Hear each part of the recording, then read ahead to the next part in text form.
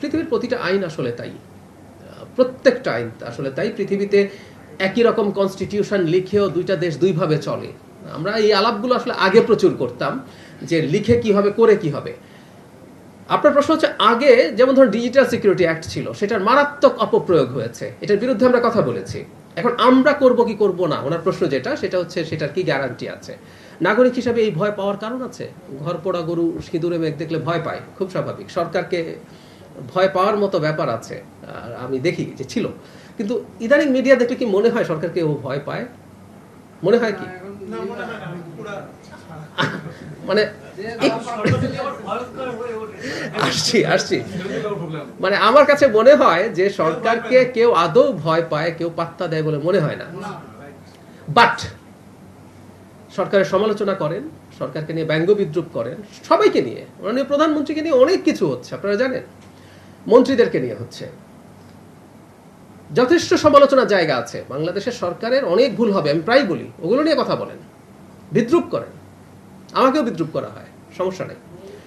কিন্তু যে কথাটা বারবার বলছি, একটা জিনিসকে ভয় পেতে হবে, আপনি আইন ভাঙতে পারেন না। এখন আমরা আইনের নামে নিপীড়ন চালাবো কিনা, এটা হচ্ছে প্রশ্ন। উত্তর হচ্ছে না, চালাবো না, কারণ আমরা একটা ফ্যাসিস্ট বা মাফিয়া রেজিম নই, আমরা একটা গণতান্ত্রিক সরকার। আমি অন্যায়ভাবে কারোর সাথে, শুধু সেটা না, আমরা যদি ব্যবস্থা নিতে যাই, আমি কিন্তু জনগণকে কনভিন্স করতে হবে আমি এই ব্যবস্থাটা নিচ্ছি এই কারণে নিচ্ছি, আমি কনভিন্স করে নেব। আমি বিশ্বাস করি আমরা দেখাতে পারবো যে কোনো অন্যায় ব্যবস্থা নিচ্ছে না। রাষ্ট্র কিন্তু দিনের শেষে একটা কোয়ার্সিভ ফোর্স, সে তো বল প্রয়োগ করবে। প্রশ্নটা হচ্ছে সে বল প্রয়োগটা লিগালি করছে কিনা, রাইট জায়গায় করছে কিনা, পরিমিতভাবে করছে কিনা। That's very important as well. আমরা ডিসপ্রপোর্শনেট বল প্রয়োগ করি মাঝে মাঝে। রাস্তায় কোনো একটা ঝামেলা হচ্ছে, পুলিশকে কখনো কখনো বল প্রয়োগ করতে হয়, যে এটা বল প্রয়োগ আপনি একটু লাঠিচার্জ, একটু জল কামান দিয়ে পারেন, আপনি ওরা গুলি করে দিলেন। গণতান্ত্রিক সরকার এগুলো করবে না, আমি এই কথাটা বলতে যাচ্ছি। এই জন্য আমরা প্রায় গণতন্ত্রের কথা বলি, নির্বাচনের কথা বলি, কারণ তার মাথায় আছে তাকে জনগণকে খুশি করে রাখতে হবে। আমি আরেকটা তথ্য দিই, ধরুন এই যে 180 দিন আসছে সামনে, 16 অগস্ট সম্ভবত এটা 180 দিন পূর্ণ হবে।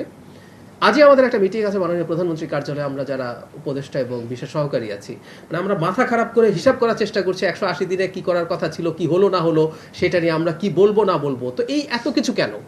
কারণ আমরা জবাবদিহি করতে চাই। সেজন্য কোনো অন্যায় নাগরিকের উপরে চাপিয়ে দিয়ে যে আমাদের ক্ষতি হবে, এটা আমরা বুঝতে পারি। আপনি দেখবেন, আমি গ্যারান্টি দিচ্ছি যে আইনি প্যানেল, লয়ার্স প্যানেল তৈরি হচ্ছে, তারা জনগণকে বুঝিয়ে জানিয়ে কনভিন্স করে করতে পারবেন যে আমরা যে ব্যবস্থা নিয়েছি এটা ন্যায্য ছিল এবং এটা জনগণের স্বার্থে। আমি বলছি এটা শুধু ডিসইনফরমেশন বা বুলিং সরকারের বিরুদ্ধে না, কোনো ব্যক্তিও যদি আক্রান্ত হন, তিনি যদি সেটার প্রতিকার চান, সেই ব্যাপারেও সরকার কাজ করবে।